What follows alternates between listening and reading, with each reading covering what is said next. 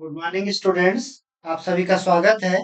आज हम इस क्लास में किसी वेक्टर फील्ड का डाइवर्जेंस किस प्रकार से ज्ञात किया जा सकता है, उसका क्या फिजिकल सिग्निफिकेंस है, इस बात में पे चर्चा करेंगे।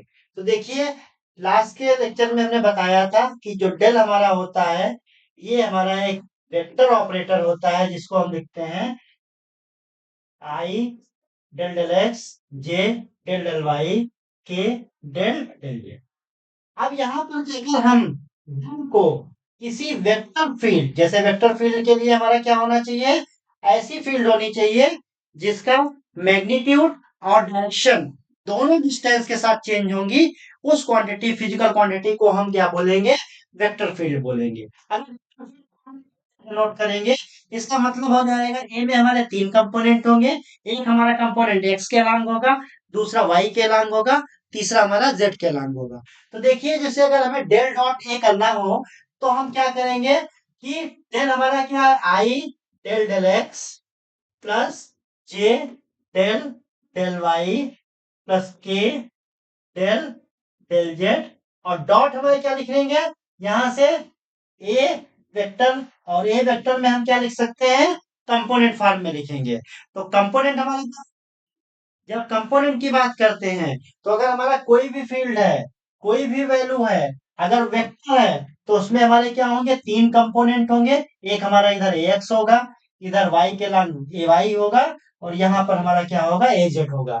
तो ए वेक्टर को हम क्या लिख सकते हैं, ए वेक्टर इक्वल टू हमारा हो जाएगा एक्स आई प्लस ए वाई जे प्लस ए जेड के।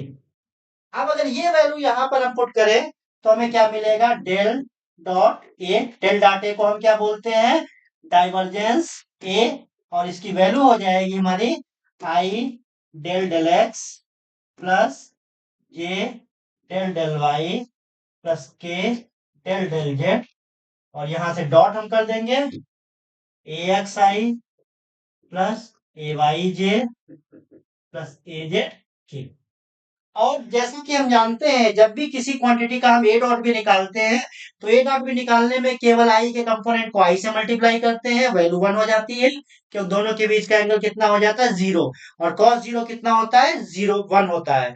तो इसी तरीके से जे डॉट जे की वैल्यू वन हो जाएगी, के डॉट के की वैल्यू वन हो जाएगी, बाकी सारे combination means I dot J 90 degree होने के कारण कॉस 90 कितना हो जाता है, जीरो हो जाता है। जे का आई से करेंगे वो भी जीरो हो जाएगा, जे का के से करेंगे वो भी जीरो हो जाएगा, क्योंकि आई जे के हमारे क्या है, ये एक्स वाई जेड के अलग यूनिट वेक्टर है। अब यहां से देखिए, जब आई डॉट आई वन हो गया तो हमें क्या मिल जाएगा, del A X upon del X plus del A Y upon Y plus del A Z upon del Z. ये हमारी क्या होगी, कोई भी फील्ड दी गई थी, और फील्ड के लिए हमने क्या निकाला, उसका डाइवर्जेंस से निकाला। तो डाइवर्जेंस से निकालने में हमें क्या करना पड़ता है कि एक कंपोनेंट को, एक कंपोनेंट एक्स के लॉन्ग जो है, उसको हम किसके रेस्पेक्ट में करेंगे, एक्स के रेस्पेक्ट में। ए वाई को हम किसके रेस्पेक्ट में करेंगे, वाई के रेस्पेक्ट में, और ए जेड को किसके रेस्पेक्ट में करेंगे, जेड के रेस्पेक्ट में करेंगे।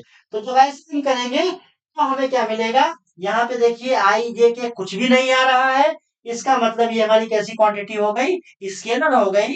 तो स्केलर होने के कारण हमारा किसी भी वेक्टर फील्ड का जब हम डाइवर्जेंस निकालेंगे तो हमेशा क्या मिलेगा, वो स्केलर क्वांटिटी मिलेगी। और स्केलर क्वांटिटी होती है, उसमें केवल हमारा क्या होता है, परिमाण होता है, मैं दिशा की कोई जरूरत नहीं होती है। इसलिए ये हमारी क्या वैल्यू हो जाएगी, हमेशा स्केलर होगी। और स्केलर में हमारा क्या आ जाता है, अगर हम स्केलर की बात करें, तो स्केलर में किसी क्वांटिटी का हमारा जो डाइवर्जेंस है, डाइवर्जेंस मान लीजिए हमने डाइवर्जेंस ये निकाला, तो ये वैल्यू जीरो भी हो सकती है, पॉजिटिव भी हो सकती है, और निगेटिव भी हो सकती है। ये वैल्यू हमारी क्या है, स्केलर है, तो जीरो भी किसी कंडीशन में आएगा, किसी कंडीशन में पॉजिटिव भी आएगा, किसी कंडीशन में हमारा निगेटिव भी आएगा।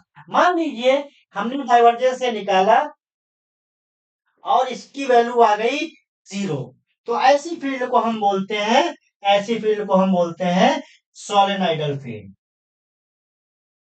सोलेनाइडल फील्ड, इसको हिंदी में बोलते हैं परिनालकीय सदिश।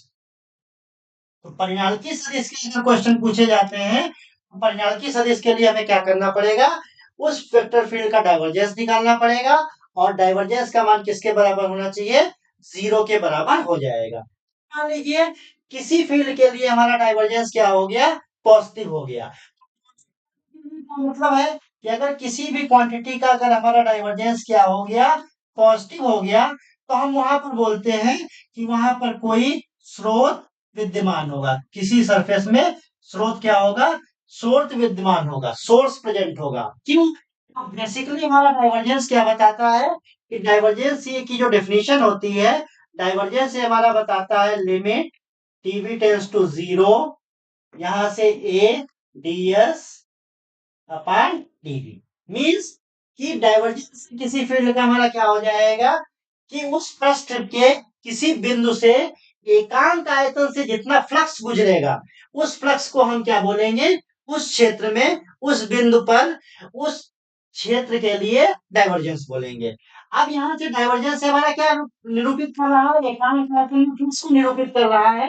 और अगर डाइवर्जेंस का मान पॉजिटिव हो गया, इसका मतलब जो हमारा बाहर निकलेगा वो हमारा क्या हो जाएगा, फ्लक्स ज्यादा हो जाएगा। जैसे ये मान लीजिए हमारे दो सरफेस है इस तरीके से, तो एक फ्लक्स इधर से जाएगा, इधर से हमारी लाइंस पास होंगी, तो यहां से फ्लक्स अंदर की ओर प्रवेश करेगा और यहां से बाहर की ओर निकलेगा। तो डाइवर्जेंस से पॉजिटिव होने का मतलब क्या है कि जो हमारा बाहर की ओर फ्लक्स निकल रहा है उसका मान प्रवेश करने वाले फ्लक्स से अधिक है। तो डाइवर्जेंस से क्या हो जाएगा, पॉजिटिव हो जाएगा। इसका मतलब यहाँ पर हमारा सोर्स क्या है, कोई यहाँ पर प्रेजेंट होगा। अब इसी में अगर हम कहते हैं डाइवर्जेंस से कितनी वैल्यू हो गई, निगेटिव हो गई, तो निगेटिव होने का मतलब यहाँ से प्रवेश तो जरूर किया, लेकिन हमारा बाहर क्या हुआ, कम फ्लक्स निकला।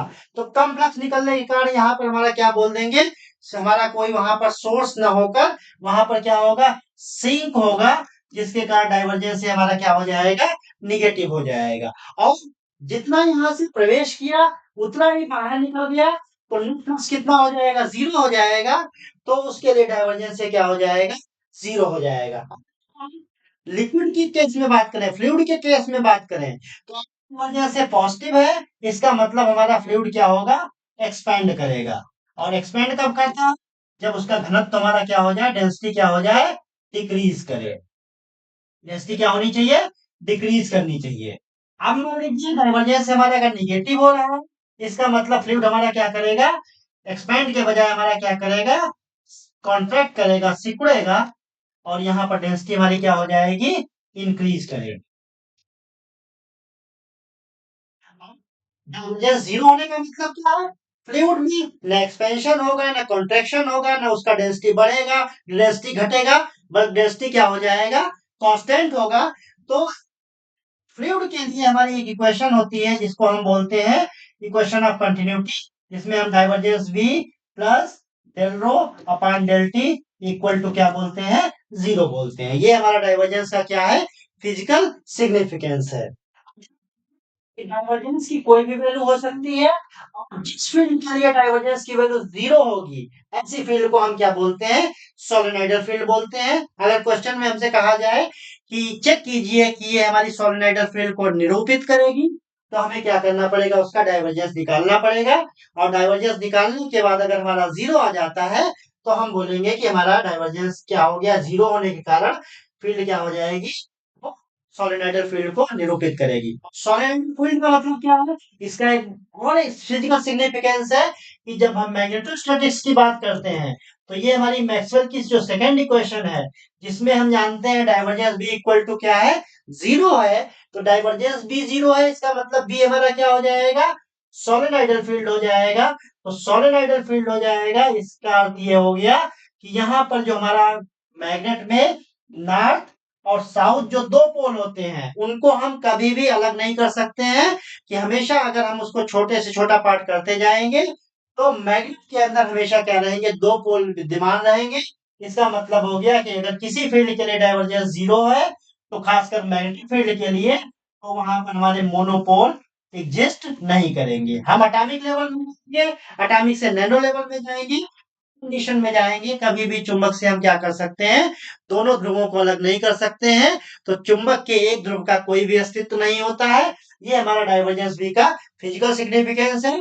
और इसी क्वेश्चन को हमारी मैक्सवेल की द्वितीय इक्वेशन भी बोला जाता है। और यही एक मैक्सवेल की इक्वेशन है कि जब भी हम किसी मीडियम को चेंज करते हैं, तो मीडियम को चेंज करने से भी इस इक्वेशन का कोई भी फॉर्म नहीं चेंज होता है।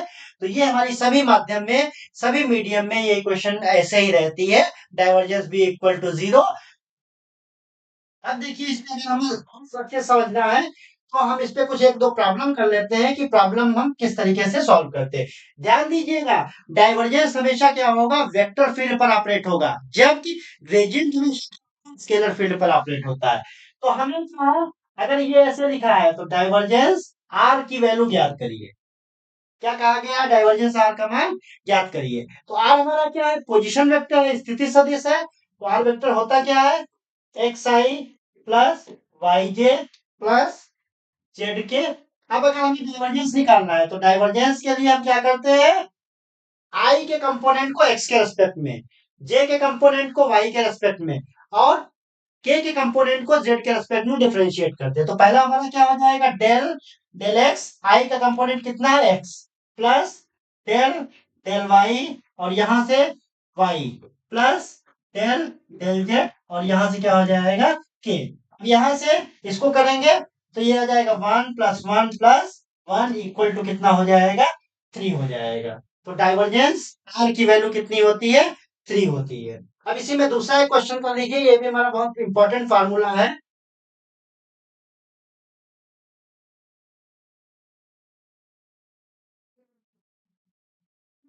दिया जाता है कि ए is constant vector.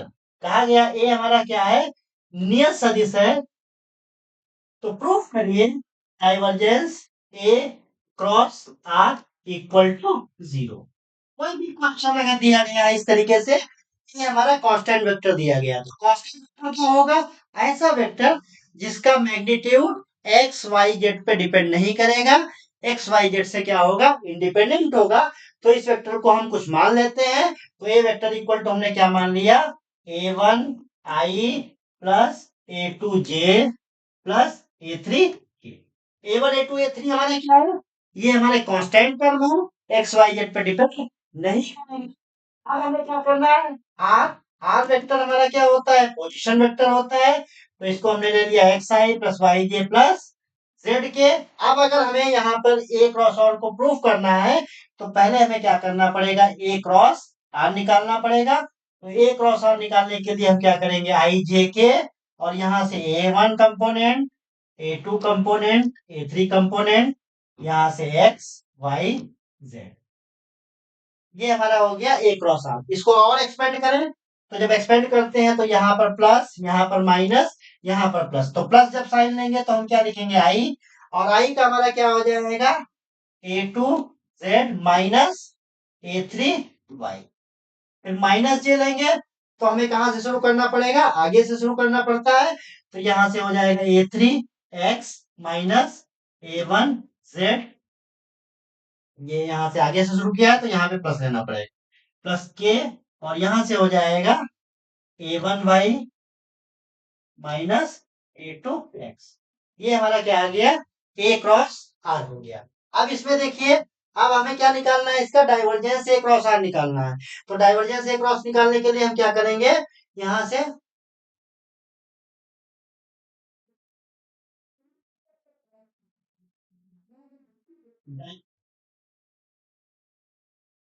Divergence A cross,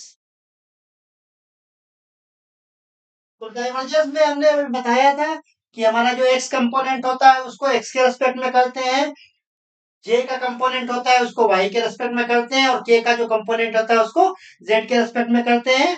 तो यहाँ पर हमें क्या लिखना पड़ेगा, डेल डेल एक्स, और ये हमारा हो गया A2 z minus A3 Y, plus क्या हो जाएगा, डेल डेल वाई, और यहां से हो जाएगा A3 x minus A1 z plus del del z, और यहां से हो जाएगा A1 Y minus A2 x.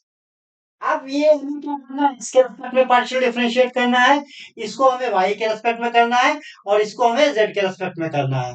तो x y z के रेस्पेक्ट में जब डिफरेंशिएट करेंगे तो यहाँ पे ध्यान दीजिए, यहाँ पर z आ रहा है और y आ रहा है। z हमारे x से इंडिपेंडेंट है, तो इसका डिफरेंशिएशन कितना हो जाएगा, 0 हो जाएगा। और a2 a3 हमारे क्या है, कांस्टेंट वेक्टर के कंपोनेंट है, वो भी हमारे x y z पे डिपेंड नहीं करेंगे। तो पहला टर्म हमारा हो गया 0 + 0 + 0 = 0। तो ये हमारा जो क्वेश्चन कहा गया था, अगर एक कांस्टेंट वेक्टर है तो divergence A cross R equal to कितना हो जाएगा, 0 हो जाएगा। धन्यवाद।